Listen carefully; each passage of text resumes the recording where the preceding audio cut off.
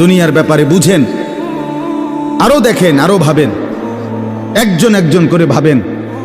দুনিয়া আরো যদি সাজান, খোদার কসম ক্ষণিকের ক্ষণিকের ক্ষণিকের অল্প সময়ের দুনিয়া চমৎকার সাজাইয়াও তৃপ্ত হইতে পারবেন না, তৃপ্ত হইতে পারবেন।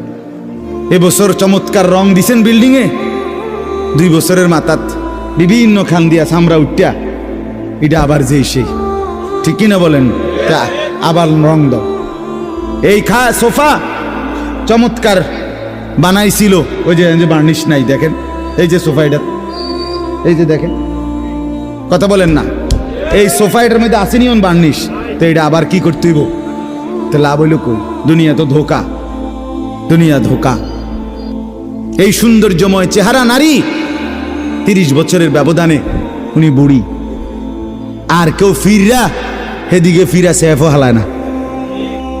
আজ যেই যুবতী, যেই বেহায়া নারী, বেপর্দা মহিলা বাজারে বাজারে ঘুরতো, যৌবন, আরে সেটা তার সম্পদ না, তারটা হইলে তো নিজের হইলে তো সে কখনোই বুড়া হইতো না।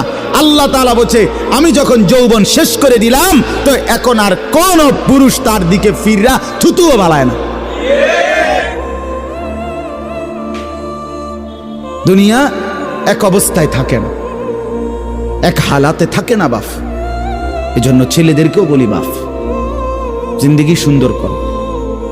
তোমার এই হাসি থাকবে না, তোমার এই সুস্থ সুন্দর সুঠাম দেহ থাকবে না। আন্তরিকতা নিয়ে শুনলে, নিজের ভিতরে নেক মানসিকতা যদি থাকে, গ্রহণ করার মানসিকতা, তাহলে অল্প কথাতেও ফায়দা হয়। আর গ্রহণ করার মানসিকতা না থাকলেও 50 বছর শুনলেও গুনার অভ্যাস ছুটে না। দেখেন না, 70 বছরের বুড়া মানুষ চা দোকানে টেলিভিশন দেখে, তাহলে এত বড় বুড়ো মানুষ, মুরব্বী, উনি এখনো যদি বিড়ি খায়, সিগারেট খায়, এখনো যদি চা দোকানে টেলিভিশন দেখে, তো ওনার এই মন্দ অভ্যাস, বদ অভ্যাস কত বছর পরে ছুটবে? উনি আরো কয়শো বছর বাঁচলে গিয়া বুঝবে এটা গুনাহ। আর ওনার আর মেয়াদ আছে কি?